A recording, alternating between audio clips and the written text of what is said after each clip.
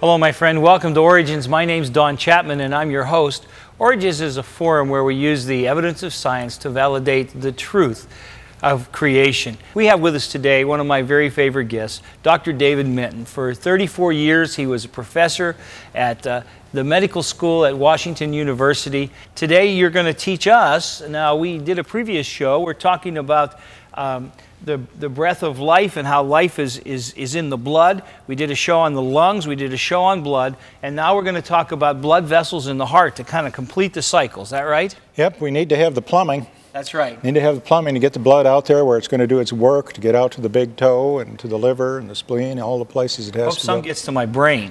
And to the brain. Yeah. We need the plumbing and we need the pump. In a way, we could call the blood vessels the river of life, because they're rather like a river flowing through our body. This is the basic flow diagram. Many years ago, a fellow by the name of Harvey, another Christian by the way, discovered that blood just didn't go out and stay there, but it circulated. It went out and it came back again. So it's a closed loop. We see a kind of a diagram. It's sort of like looking at the subway of Chicago or New York or something. This is the heart. It's right in the center. It's a pump. And blood comes into the heart from the lower part of the body, and it comes into the heart from the upper part of the body, up here.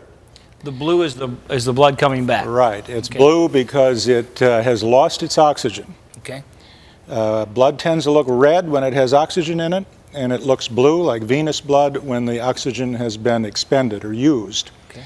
And the blood is going to carry primarily nutrients and oxygen, but of course hormones, a lot of other things that are important. From the heart, it gets pumped out to the lungs, so think of this area right here as being the lungs. The blood picks up the oxygen in the lungs, as we mentioned, returns to the left side of the heart, and from there it gets pumped out into the body, where it serves its purpose, to the brain, to the big toe, to the liver, all of the organs. And so this is the general circulatory pattern that we'll be dealing with. The overall picture is something like this. The vessels that go out carrying the oxygen-rich blood we call arteries. The arteries break down into smaller arteries that we call arterioles. The arterioles break down into smaller little vessels yet we call capillaries. These capillaries are tubes that are so narrow that a red blood cell can just fit through one at a time. In other words, you can't get two sideways. They can stack up in rows and go through like a stack of coins, but there's not enough room to go side by side. This is a single file affair that blood can go through the capillaries. To serve its function, oxygen must finally get out of the capillaries, nutrients must get out, hormones have to get out into this area out here in white, where we see the different tissues that need the oxygen, that need the nutrients, that need hormones, etc. So there's a little loop where we leave the capillaries, and then we go into what we call postcapillary venules, and finally back to the vein. So oxygenated blood over here breaks into capillaries, goes back to little venules, to veins, and from veins back to the heart. So some things that get out of the capillaries, of course, return back to the capillaries to go back to the heart again and lung and make another trip through. There's waste and so forth that has to be carried away. That's right. You have to take carbon dioxide back to the lung where it can be released from the body, and at the same time pick up new oxygen. To take out there. And of course these capillaries are lining the intestinal tract. So when we eat food, all those nutrients get absorbed into the capillaries there. Yeah. And the liver processes these things. We have little special filters like the spleen that filter the blood. The spleen's wonderful. It takes all those red blood cells and it kind of gives them a beating. It changes the pH and it changes the oxygen tension, and it runs it through a clothes wringer so that it squeezes them just flat. And if the red blood cell can take all of that, then it gets to go one more trip around. So it's sort of like on the train, you got one place that's a gauntlet. And if the cells don't survive the gauntlet, they get taken out of circulation and replaced with new ones. If they do, they get to make it again. A red blood cell lasts about 120 days before it gets pulled out of circulation. This is an interesting photograph where we've actually taken some fatty tissue and we're just looking right through it with a microscope. And what you're seeing here, the blood vessels have been filled with a dye. The dye is red, and so that shows up very well. And you'll notice there's a paired system of blood vessels. There's this thick one, and right next to this little slender line, and when one branches, the other branches, and it pretty much goes through the whole system this way. And I'll give you a clue. One of these is the artery, carrying the blood out. The other one is the vein carrying it back, and notice they run together. They don't separate company. They stay side by side, so everywhere the arteries go, the veins go. It surprises a lot of people, but the little narrow one is the artery carrying the blood out under high pressure, a very fast speed. It's going to go out and branch and branch and branch till you get little tiny things you can hardly see anymore. Do you notice that? Little capillaries out here that are so tiny, they just look like little fringe. The pressure is reduced to almost nothing. The pressure that started in the heart at a high systolic pressure gets reduced to almost nothing, and yet all that blood has to come back again. So how do we get it back? Well, we get it back through the veins. There's no heart out here to pump the blood back. The way the blood gets back is that the veins have to squeeze the blood, and they do so because of the muscles and the tissues around them, and there are valves in those veins, and so the blood is just kind of milked right back to the heart. So it takes a much bigger vessel to get the blood back as far as diameter than to get the blood out, because it's going out fast. Yeah. And it's coming back slow. So big channels carrying the blood back, low pressure, slowly, narrower channels carrying it out. Well, let's go on and look at, this is a section through muscle, like if we took a section right through the skeletal muscle of our arm, and in here we see one of the basic principles of blood vessels. And that is they move in what we call neurovascular bundles. Everywhere an artery goes, a vein goes, and a nerve goes. And they go together, and the reason for that is there's just like a track bed. You know, when you make a railroad track, you have to first of all go out and prepare the track bed. That's where all the expense is. You have to get across all the rivers, you have to get through the swamps and over the mountains and through the tunnels. That's the expense. Once the track bed is there, laying down the rails, no big deal. Same with blood vessels and nerves and veins. They have to follow a track bed, and so once you have that track bed that's built in the embryo, everything follows it. For example, here is an artery right here, cut in cross section. You can see blood in the middle. This is muscle in the wall of the artery, so it can adjust its diameter. Next to it, we can use blue because it's a vein. This is a vein, and if you look in the center here, there are valves. Oh, those are the valves, okay. Those are the valves. And so when the blood gets squeezed, the valve only allows the blood to go that way. If it tries to come back, the valve closes. So we have valves in the vessels of our legs, and when we move and everything, that blood just gets milked up. That's why if we stand at attention and we don't move a muscle, we can faint because we're not squeezing the blood to get the blood back. Ah, the movement. You need the movement to move the blood back to the heart. That's right, because there's no heart out there to pump it back. You got a heart to get it out. But activity makes those valves work. But activity's going to bring it back. Yeah, okay. And then finally, since you got the roadbed, let's just go right on ahead and put the nerve in there, and here is the nerve. So they run together, and this is true in the big things you can see with the unaided eye all the way down to what you see in the microscope. Well, this is a comparison of an artery and a vein. The left is an artery, the right is a vein, and I guess the important thing to share with you is all blood vessels are lined with a special layer of cells. These cells are called endothelium. They not only line all the blood vessels down to the capillaries, but they line the heart as well. This lining, whether it's in this vein here or in this artery, is a single layer of little flat cells, like pavement stones. Right. And when blood sees those cells, it says, I'm comfortable, I'm at home, all is well. And as soon as it isn't there, we clot. But if we go and we make a little tear right here in the wall of that vein, then it'll clot. And that's good because that's how it plugs a hole, you see. That's the clotting mechanism. Now, outside that endothelium, those special cells, is this layer that looks like Swiss cheese here. And that's elastic tissue. It's like rubber. We have a special biological rubber that is in the walls of our vessels, particularly our arteries. And that means that when the heart pumps, it can stretch a little bit and store some of that energy, and then it can contract. Finally, outside of that is a layer of muscle. Now, the artery has more muscle and more of this elastic tissue than the vein does.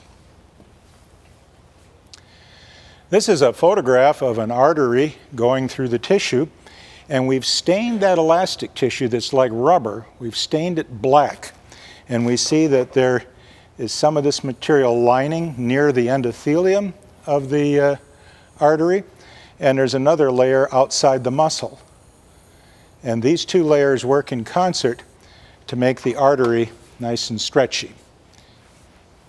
We'll see this especially when we look at the biggest elastic artery in the body. You know what the biggest artery is. It's the aorta. It's so big you can just about get your thumb in it. Really? And its wall, here you're looking at just a section through the wall of the aorta. The blood would be over here, and this is just the wall. And when we look at it there, we see there's a lot of tissue stained red. But if we stain that rubbery material, the elastic tissue in the wall of the artery, if we stain it purple, it's almost one layer of elastic tissue after another. And this is very important because when the heart beats, all of a sudden it's compressing and there's a sudden burst in pressure. But when the heart isn't beating, when it's relaxing, it goes into what we call diastole, then the pressure is going to drop way down. If our blood vessels are made out of glass or hose like we have for our garden, when the pump hit, the pressure would go sky high. And then when the pump relaxed, the pressure would go almost down to nothing. And then the next time the pump pumped, it would go up high, and we'd have this tremendous range. But the artery, the aorta, has enough of this rubbery material in its wall that it stores that energy by stretching, and then when the heart isn't pumping, it's just contracting to keep the blood going. All right, well, we're going to talk about the heart as soon as we come back. Don't you go away as we bring in the pump that makes this all work. You'll want to stay with us for that. We'll be right back.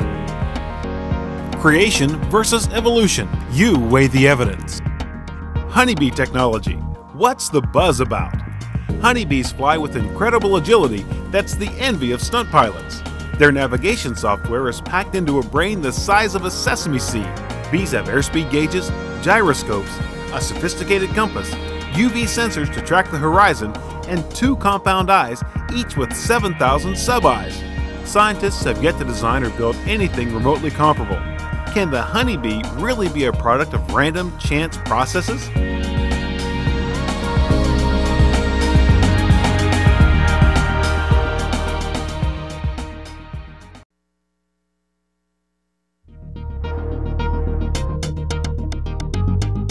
Today's guest on Origins, anatomist Dr. David Menton, is a speaker for Answers in Genesis. Audiences enjoy his well-illustrated presentations on a variety of fascinating topics. Many of these lectures are available on DVD. If you're interested in the subject of creation, you'll definitely want these for your own.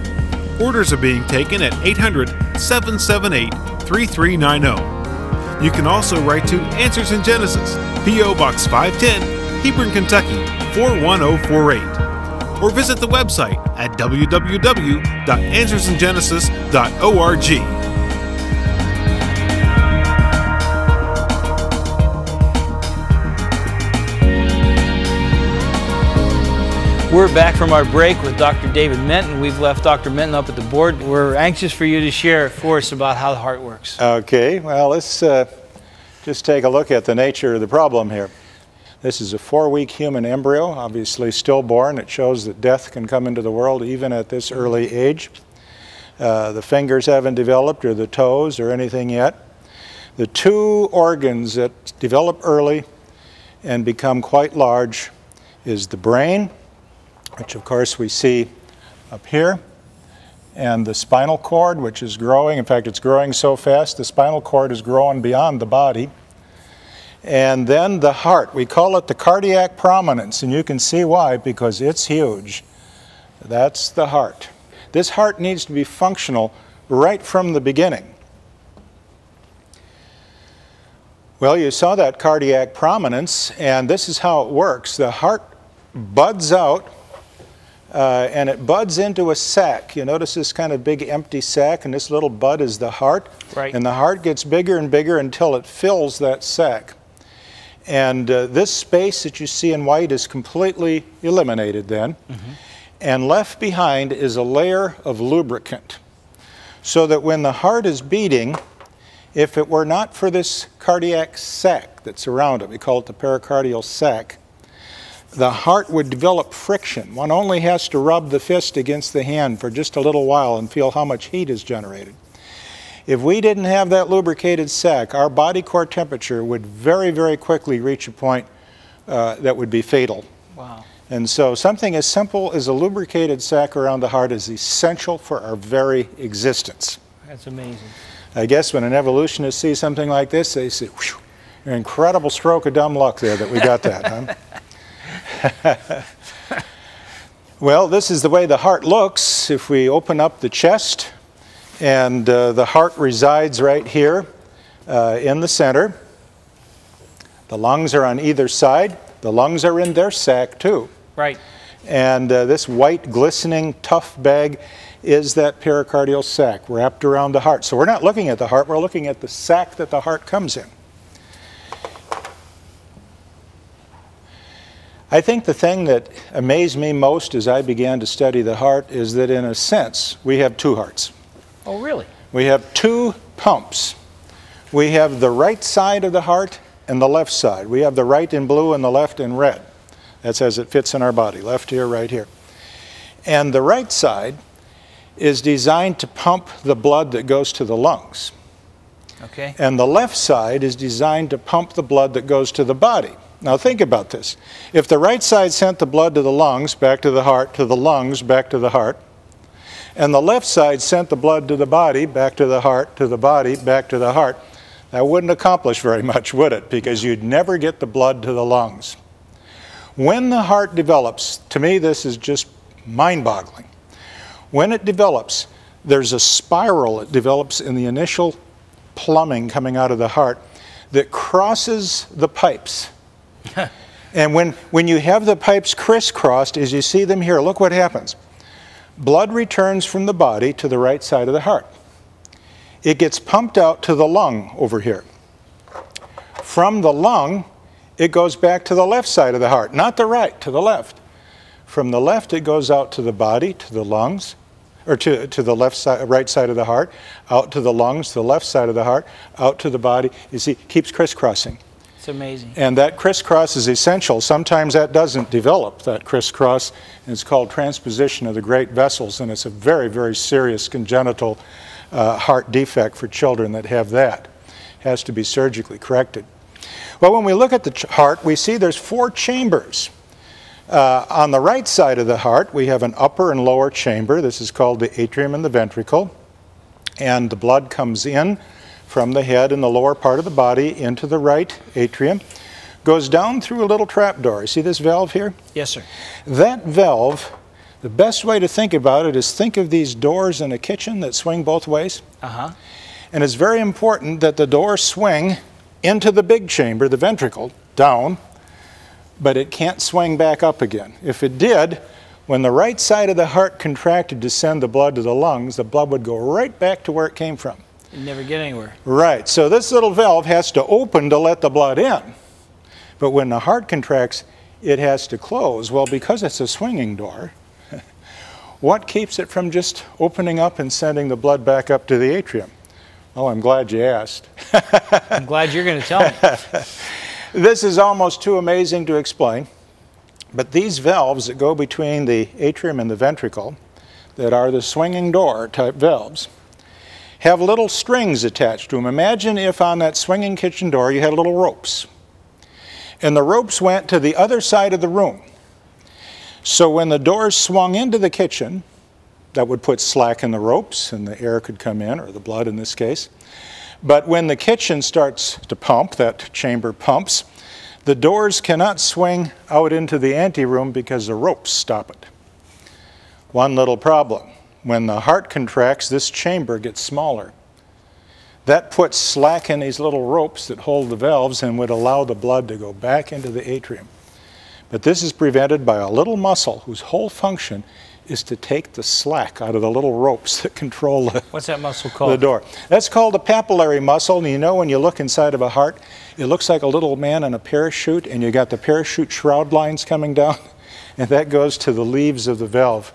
It's amazing. So the heart has just some of the most amazing plumbing and valves and what have you that you could imagine. This is what the heart looks like when you take a little piece of it and put it in a microscope. This is a special kind of muscle called cardiac muscle. You see, we have three types of muscle in the body. We have smooth muscle, like in our intestine. We have skeletal muscle, like in our arm. And we have cardiac muscle. And cardiac muscle has a very unusual property, and that is it marches to its own drummer. Every single cardiac muscle cell has the ability to contract in a regular way, just the way your heart does. If you were to remove some of these cells and grow them in a dish, so they were separate heart muscle cells, each of them would sit there and contract to its own signal. But when two of those cells, let's say this is a cell, they might be going like this. As soon as they touch one another, they start working together. So a signal goes from cell to coordinate everything, and the heart is one organ in the body that works without any outside nerve supply. That's why we can transplant hearts. Yes. You say, well then, does the heart get a nerve supply? Well, it does. It needs a nerve supply to upregulate and downregulate. That is, to beat faster, you know, when you're exercising, and to beat slower at other times. You would lose that ability if you didn't have nerves coming to the heart. But the heart itself has its own built-in pacemaker so that it contracts steadily on its own. Well, finally, the heart itself has to have blood vessels. We don't think of that, but the wall of the heart is built in such a way that it can't get its nutrition from the blood that's inside of the heart. It needs to have its own vessels, and these are called the coronary vessels. And you've probably heard of coronary bypasses and things like that. Unfortunately, these are vessels that do give problems from time to time. And right here, where the aorta is sending blood out to the body, like this, branching off the aorta, the first two blood vessels to come off the aorta is one going this direction and one going this direction, and they're the left and the right coronary arteries. And they come out and branch and provide blood to the wall of the heart. To the wall of the heart. An interesting problem is, can you imagine how much pressure is in that aorta? That heart pumps, and you'd think, why, it would blow these little vessels right out. It would, except for one of the most incredible things. Let me show you how this works. This is just amazing. If you open up that aorta, right where the valve is, starting in the aorta, these are the two openings for those coronary arteries, right there at the beginning. Okay. When the heart pumps, the leaflets in the valve of the aorta go up to let the blood go out the aorta. When they go up, they plug the openings to the coronary arteries. See, that goes up and it plugs that hole and that hole. Now, when the heart relaxes, you expect the valves to come down again, and then, of course, the blood pressure, when it's stored in the aorta, could send the blood out into the coronary artery. The problem is that these little valves might stick to the wall of the aorta. But there's a little bulge on these valves that traps blood to keep the valve from sticking to the wall. So when the heart relaxes, that valve can drop down again. Well, I think you can see that the breath of life is extraordinary, and that our heart is not something we think with, as some people think, but it's something that moves the blood. And it does it in an amazing way. And above all, remember this until you're with us next time. It's God's view that He created you, and that should be your worldview too. Hope to see you again here on Origins. God bless you till then. Dr. Menton, thanks for being with us.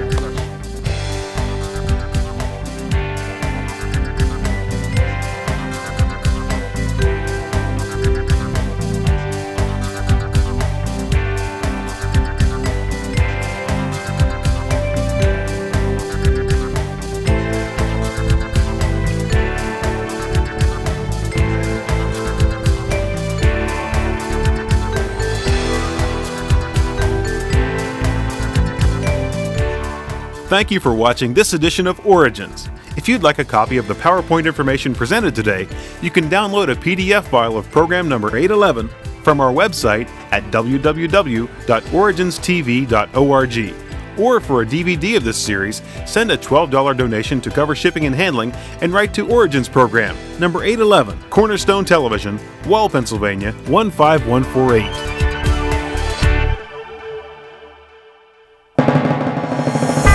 Origins is made possible by the faithful prayers and the financial support of you, our Cornerstone Television family.